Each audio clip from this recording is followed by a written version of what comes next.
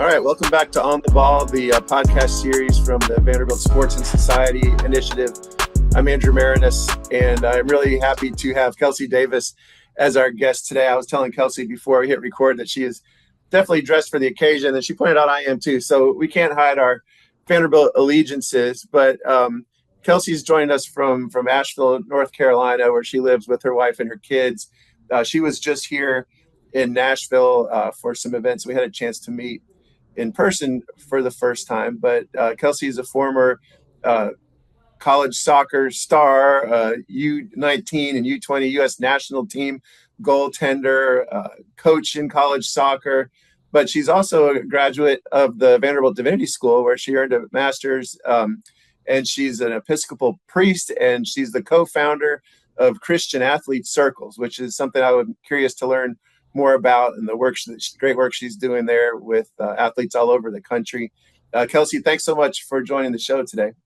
Thanks for having me, Andrew. I'm excited to be here. Yeah, so let's talk about soccer first, and your soccer background. Where did you grow up, and what was the role that sports played in your life as a kid?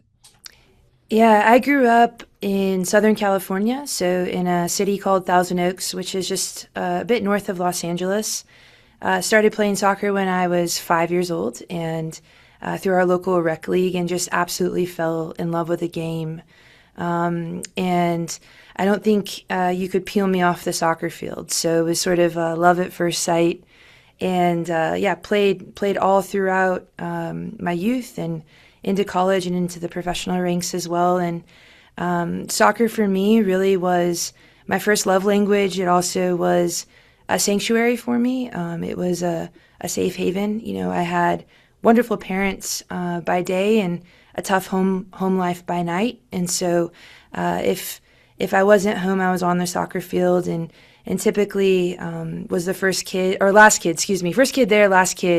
to leave the field when the lights turned off. So more nights than one, my dad was picking me up in the dark after the lights had been turned off by choice. You know, I wanted to play and to train, and I played with everyone and anyone that would let me on their pitch. As we record this, we're in the midst of the Men's World Cup, and I'm curious, growing out in California, I'm not sure how old you are, but what was the status of the women's national team at that time, and was that an influence in your awareness and love of soccer at that time? Yeah, great question, Andrew. So I'm 39 for the record at the time of this recording. I just turned 39, so, on the cusp of my 40s here. I had the really fortunate opportunity to watch if you remember the 1999 Women's World Cup team that had, Mia Hamm and Brandi Chastain, Julie Foudy, Carla Overbeck, Brianna Scurry. I mean, the folks who really worked hard to lay the foundation for women's soccer in this country. So I had the fortunate opportunity to watch them play as I was growing up in the sport, and I got to be physically at the Rose Bowl at that 1999 World Cup game when they won the World Cup. And wow. And Brandi, if you remember, Andrew, Brandi ripped off her shirt and was in that black sports bra that really broke open women's soccer, but also just women's sports in this country. That she was one of the first, I should say, to really display the strength of the female body. They were playing in men's oversized jerseys, and it's like, that was a moment when I think I would have to suspect that the Nike and Adidas and all the powers that be were like, oh, hold on a second. Maybe we need to pay attention to the women's side of sports here. Yeah. Wow. So you were one of those kids that was influenced by that moment that, was the whole point, right? But I'm not sure how deep you want to get into this, but it sounds like you love the sport, but you were also, when you mentioned it was a safe haven, it was a place to escape some problems too. So what was the role of sports and soccer in particular in helping with your safety or your mental health, your sense of self at that time? Yeah, I'm happy to share. I grew up, I was an only child, and again, had two very loving parents who supported me in every way that they were capable of supporting me. And they wrestled with their own stuff, like many of us do. We're all complex human beings, and so by day things were pretty copacetic and pretty standard for my livelihood, and at night, when they get home from work, things kind of shifted gears, and so I found a lot of safety in being on the soccer field. So I'd go there right after school and usually do my homework on the sidelines and or jump in and out of other people's practices as I waited for my practice to begin. So I was training nearly 5 days a week from the age of 12 years old when I started club soccer. And what soccer really provided me was a few things. One, my coaches were amazing. And so I had sort of these other reliable adults in my life who looked out for me, not only as a young athlete, but as a young individual, who checked in on me, made sure that I was cared for, had what I need, had the support that I needed. And then two, just another family system. I was an only child. And so if you asked my former teammates, I crashed their vacations, their family vacations. And I was kind of the plus one tag along to a lot of my teammates' families and, sleepovers, dinners at other people's houses. But they really looked after me in a way that at the time I thought, we're just being teammates, we're just being friends, we're hanging out. But now looking back in hindsight, they really, I think, were keeping watch on me in a particular way to make sure that I was being cared for. But then also, just like leadership, development, moral character development, all of sort of the core pieces of who I am came through sport. I came through soccer, and the lessons that I learned through soccer, through my teammates, through my coaches, that hopefully helped me become, a practicing human being and compassion, in trying to show up for something bigger than myself and make a contribution to society that's healing, and reparative to the breaches in our world. Interesting how you can trace, what you're doing now to those early days. And mentioned you're a graduate of the Vanderbilt Divinity School, school with a fantastic reputation, and you're an ordained priest in the Episcopal Church. What was the role of religion and faith in your life growing up? Yeah, so I did not grow up in the church. I grew up unchurched. My only Christian formation, which I hold really dear now as an Episcopal priest, my grandparents on my mom's side were Episcopalian. And every week my grandfather would mail me the Children's Sunday Bulletin that he would take from his Episcopal church with a really sweet note at the top, a handwritten note from him, just reminding me how much that he loved me and that God loved me. But that was the extent of my sort of childhood formation in church. And it wasn't until high school I came out to my parents when I was 16.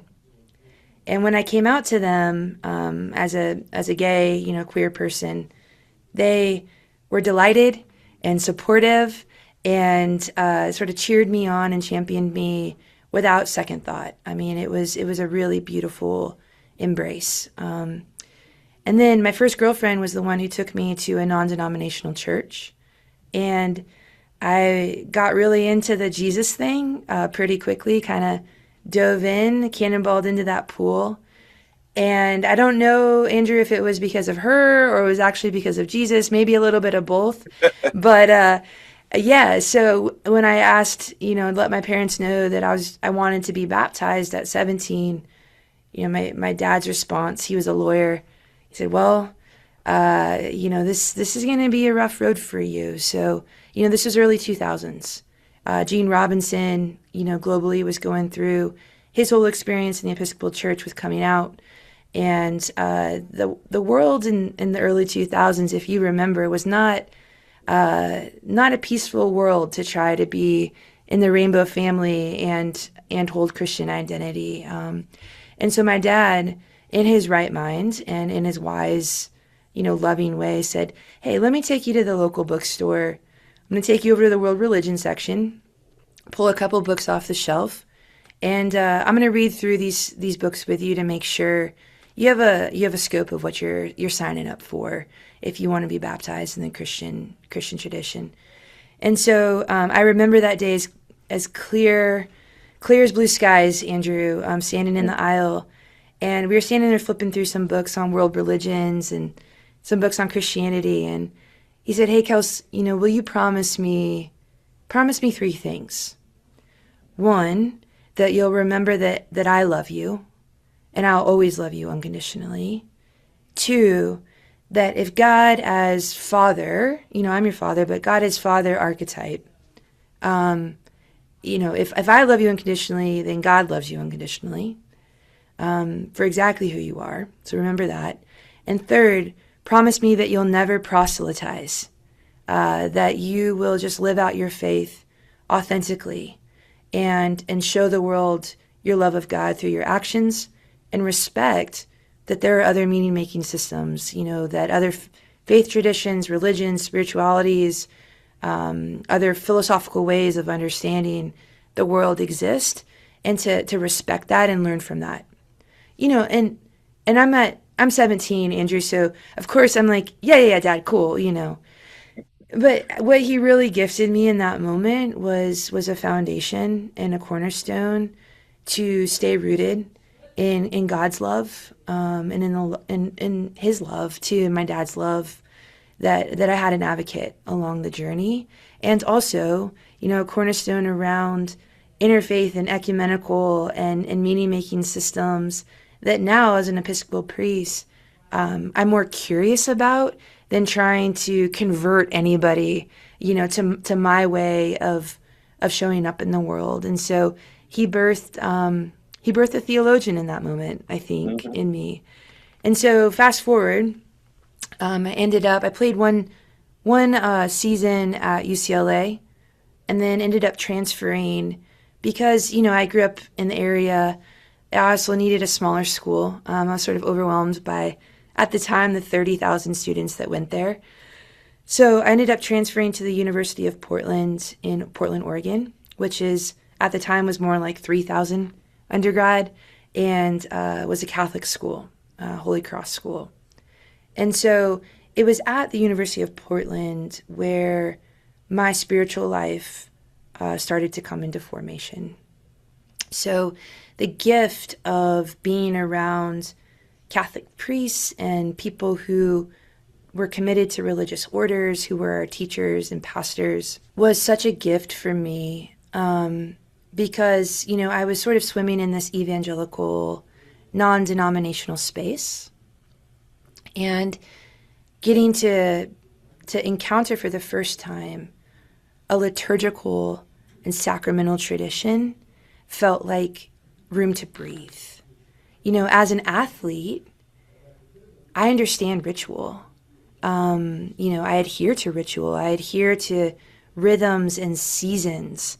And so to be immersed in this Catholic tradition that's ancient, that's calling on liturgical seasons of the church, ebb and flow of that, we're not just supposed to work ourselves and run ourselves ragged, but there's actually, God calls us to, rhythms of work and rest. That the Eucharist, how Eucharist is made, it spoke to me. And so it was really at the University of Portland where I started to develop my spiritual life and spiritual identity, and wondered, what might be ahead for me. It also was the place where I started to actually get to study theology for the first time. Wow, and it's fascinating, and this leads down the road to coming to Vanderbilt and starting the organization that you lead now. From a purely sports standpoint, and you're dealing with athletes all the time. How would you characterize your experience as a college student athlete, on the field, ability to have a self off the field, and how does that experience that you have personally inform the work that you do now? Yeah, I was really fortunate to get to be a student athlete at the University of Portland because they historically and still do have such an emphasis on the development of the human beings, the students and that are in their midst and entrusted to their care during young adulthood. That is one of the most formative times of our lives.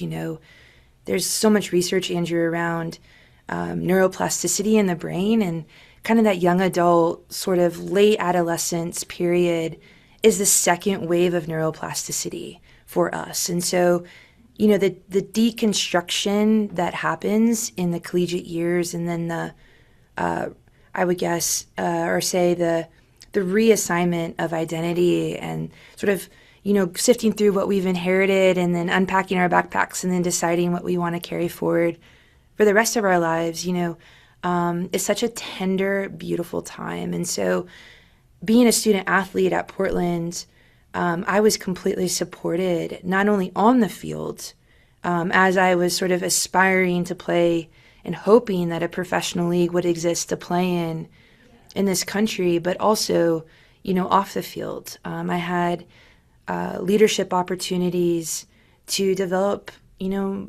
my moral subset, like who, not only like what I want to do in terms of being an athlete, but who am I, questions of identity.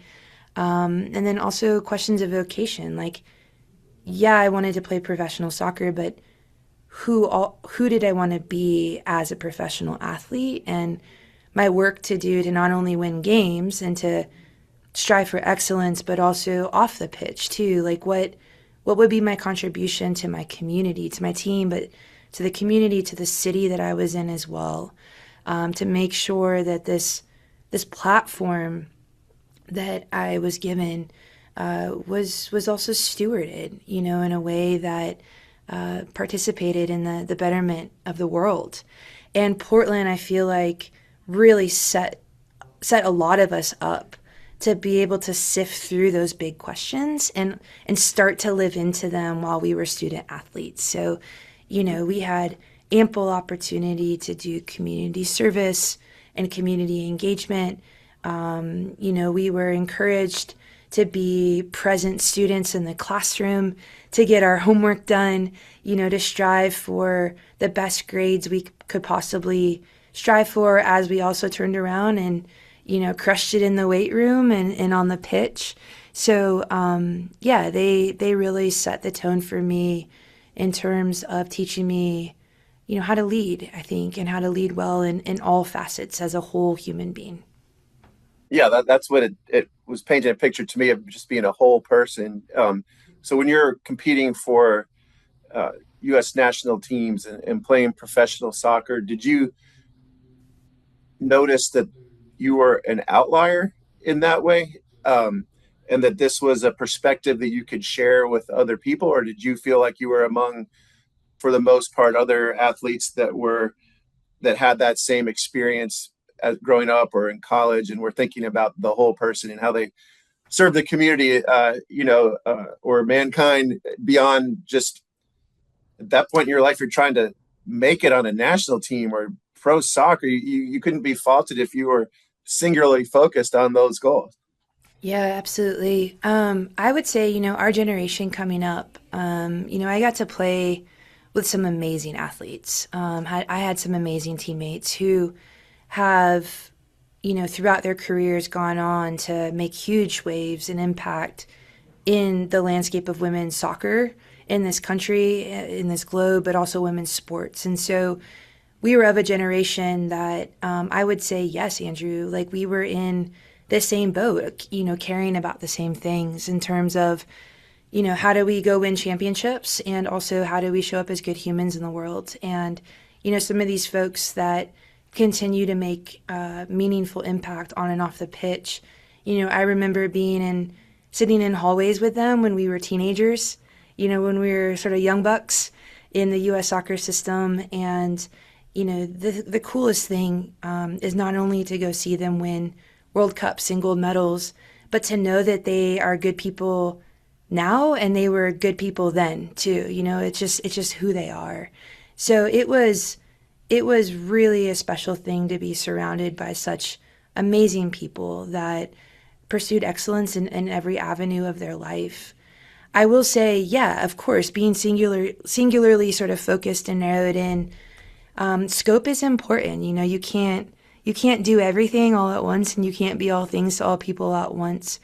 And I will say that,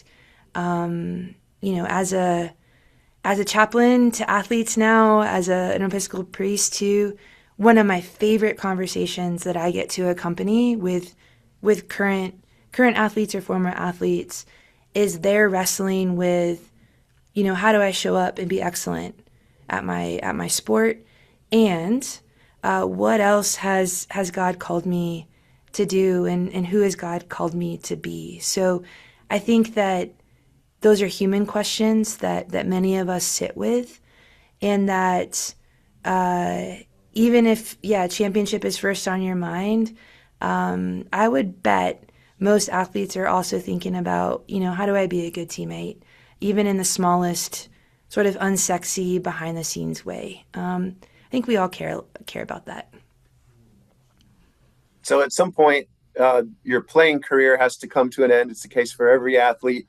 I know that can be a traumatic experience in some cases, sometimes caused by injury or age or ability. Like how did your career as a player end, and how did that experience shape your sense of self and identity and lead to the type of work that you do?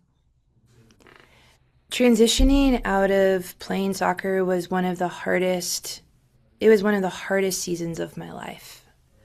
I struggled with anxiety and depression, isolation, loneliness, just a lost sense of purpose. It's pretty rattling, Andrew, when you go, I was 5 when I started in soccer. My whole entire life, I had sort of built-in community and built-in friends. Every team that I was on sort of automatically had buddies. I had a rhythm and a structure to my life that was kind of prescribed for me. To then all of a sudden be catapulted out of that ecosystem, it was like, okay, well, now how do I structure my days? What am I supposed to literally do all day long? Let alone, how do I go make friends now? I mean, it might sound silly, but it's like, I have to now, like, I'm not just going to show up in a meeting and just have, 25, 30 people who are trying to work towards the same thing. I have to figure out, what is social relationship?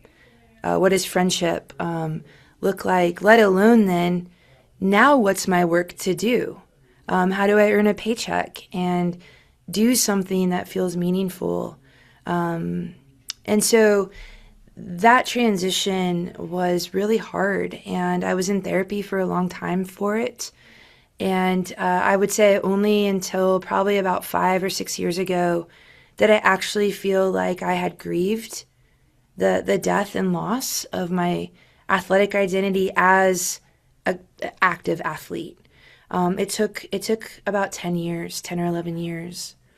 It's one of the things that I wish we were able to talk more about in the athletic community is the grief of that transition and the death that really happens for athletes. We live in a capitalist system, and the commodification of athletes and athlete bodies is real, and so there can be a real sense of identity loss of like, okay, well, I'm no longer valued because I'm no longer showing up to perform for people to watch and cheer for me and care. And so if I'm no longer valued in this society because I'm not an athlete, what is my inherent value as a human being? And so, those are also the spaces that I find myself drawn to in this chaplaincy work, through Christian athlete circles, as well as wanting to accompany athletes as they transition out of their careers, to really get underneath some of those big questions as well. So it was really hard, and I'm grateful. I had a really good therapist, I had a really great spouse, wife who also had left sport as well, so she understood. And then had some really good community and friends around who, at the very least, Andrew, were willing to at least listen and to believe that this was a hard thing to transition from. So I didn't do it. I didn't do it by myself, and now I definitely feel like I'm on the other side of all of that, which also feels good and a hopeful word that you can get through it and find a new orientation, new purpose. A lot of what you said there is so tied to what you're doing now with Christian Athlete Circle. So I want to get to that quickly. And there's so much of your life in the chronology that we could talk about in a second conversation. But before we get to CIC, I wanted to ask about your experience at the Vanderbilt Divinity School. What was it that drew you to that particular place? And what were some of the most important experiences or learnings that you had there? So when I felt pulled towards divinity school, I was coaching full time at a Division I school. I was at TCU as an assistant coach there, and in between, writing out set plays and watching film and preparing for the next match, I was pulling books of theology off my desk. And my now wife said, "Kelsey, I think you need to listen. You need to listen to that.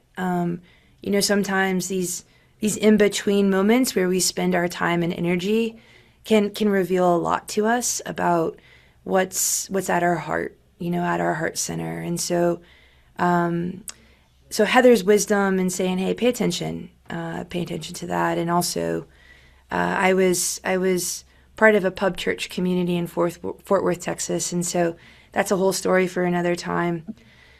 So I ended up applying to a couple different divinity schools, and I had a buddy who was already at Vanderbilt, and she had been a softball player at Notre Dame.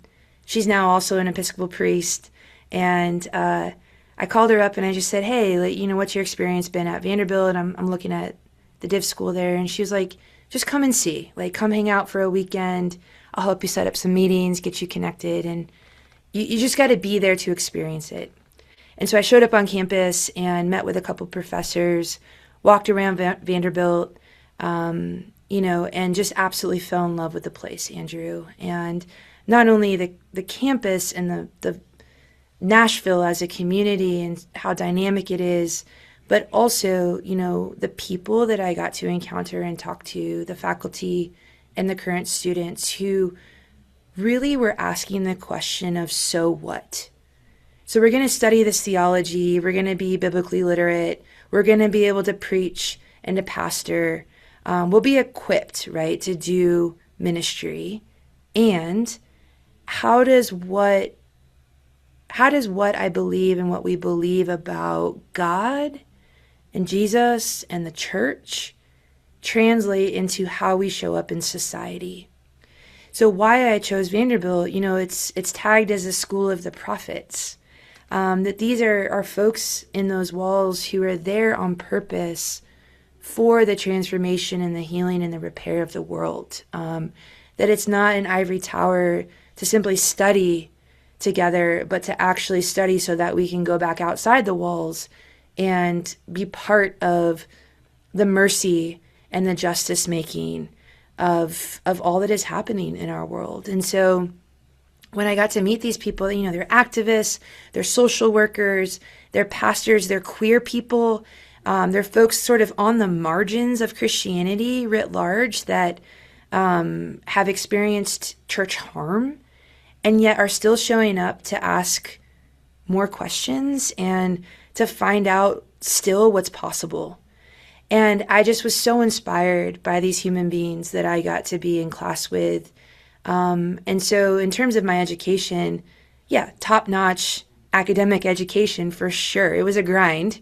It was hard work. And, just so inspired and still have friends, where we have beautiful friendship across tradition, which I loved about Vanderbilt too. We had folks from all different kinds of Christian flavor. Even, I remember I had a Jewish classmate. I got to learn New Testament from Amy Jo Levine before she retired. And, she's a Jewish feminist scholar who was teaching all of us how to understand the New Testament. So just a really, really cool and dynamic place. Yeah. All right. So let's skip ahead to Christian Athlete Circles. How do you describe to people who have never heard of it what it's all about, and how maybe does it differ from other programs that are available to athletes, to college students, in this that we may be familiar with? Yeah. So when I was coming up as a young athlete and had found my Christian identity and my queer identity as well, there was no space, Andrew, where I could be an athlete, a Christian, and a queer person and be fully loved at one time. There was always something being sacrificed depending what space I was in. So I was too queer for the athlete Christian ministries that existed. That was not a permissible identity. Or I was too Christian for some queer people, right? And I was too athletic for some Christians and some queer people.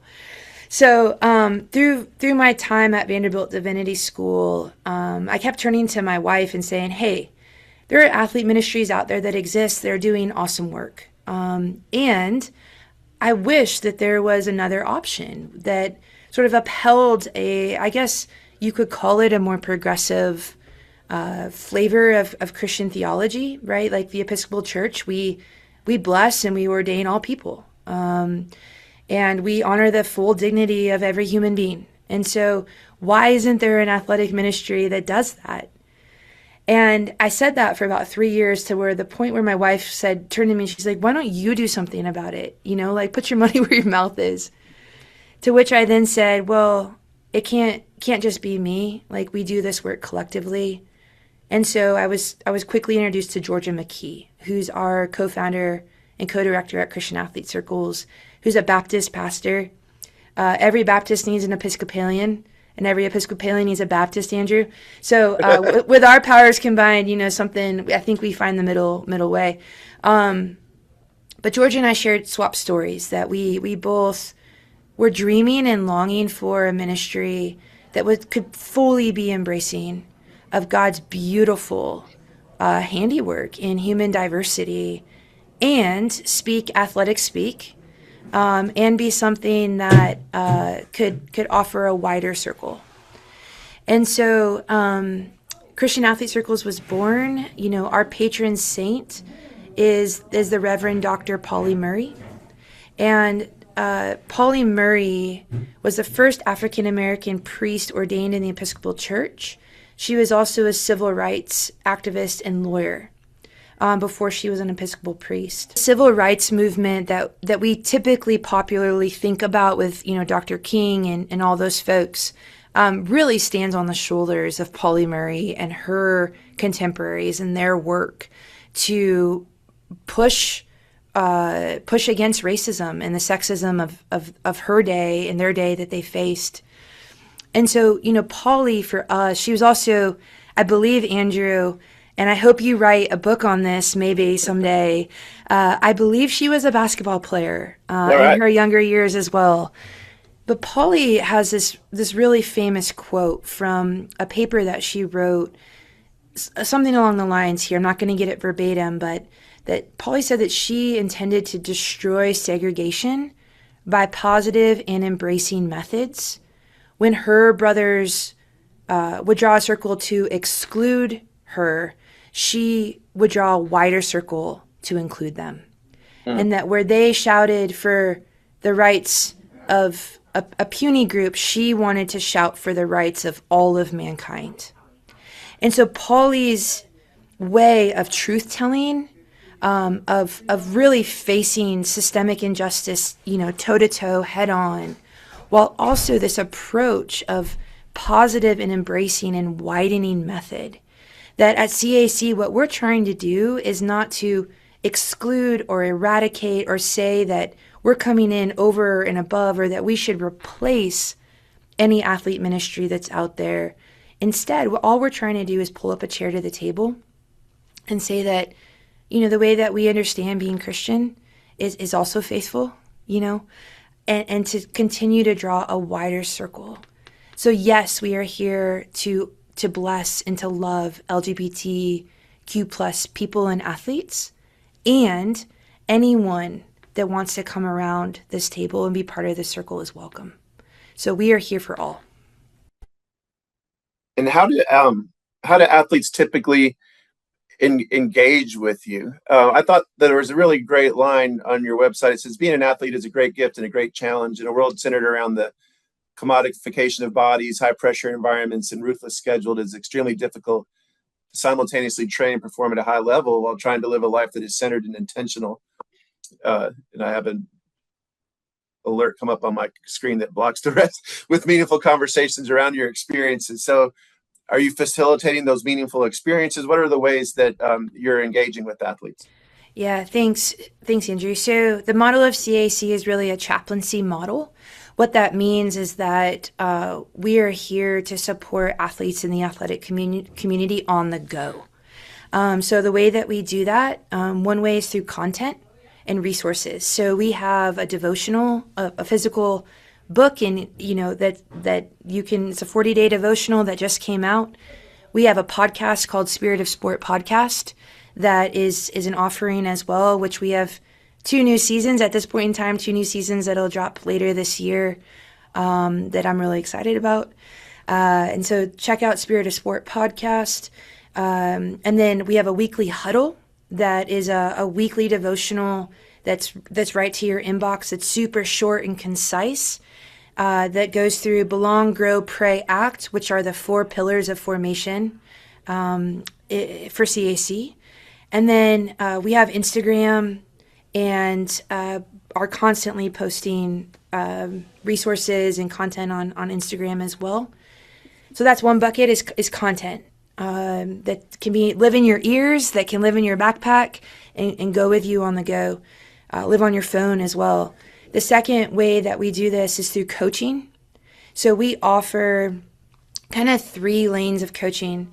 One, we have a life coach available for folks. So that's a little bit less in the sort of faith, spiritual realm, a little bit more secular in, if you have goals and ambitions and kind of want to sort through life stuff, we have a life coach on our team that can provide services. We also have spiritual coaching or spiritual direction that's available to accompany those deeper questions. And then we also provide accompaniment to athletic departments and offices of spiritual and religious life that are maybe asking the questions like, how do we serve athletes and care for them in mind, body, and soul? And so we don't have a blueprint that comes in to say, hey, let us come set up shop here, but let us be in conversation with you. And let us accompany you in teasing out and discerning your context and your people, and then designing from there what maybe offerings look like for athletes that care for their souls as well.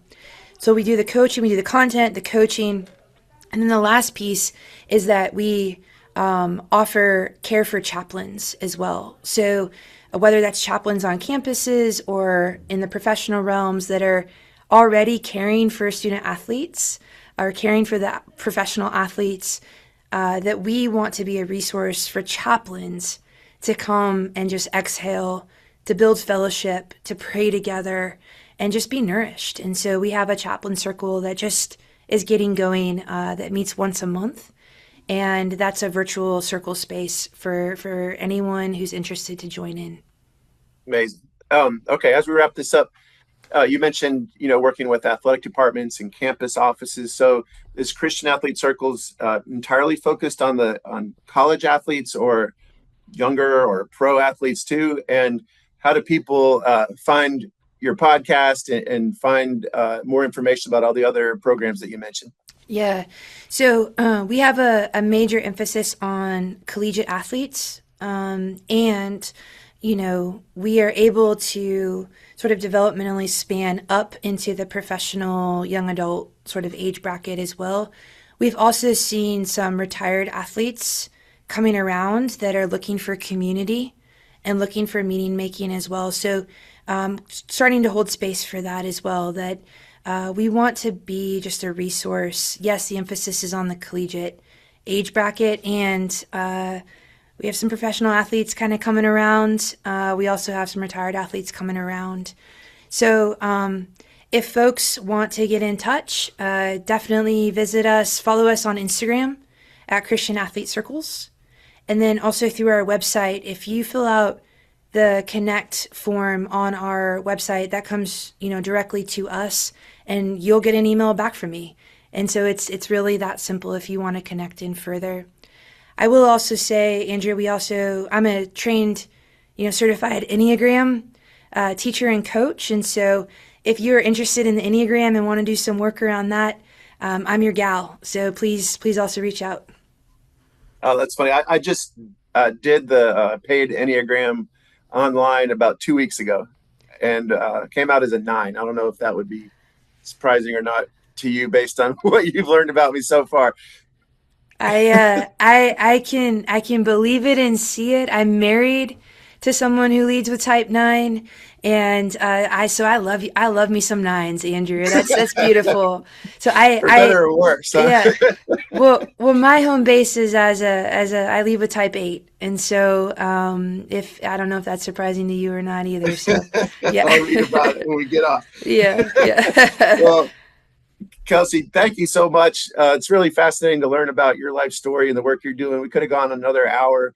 So we'll have to have you back. And I've mentioned to you that there's some programming that we co-host with the Divinity School here at Vanderbilt. So I know we're looking forward to inviting you to participate in that. But congratulations on your work. And thank you so much for coming on the show today. Thank you, Andrew. Blessings to you and all that you're up to at Vandy. It's fantastic. Thank you so much.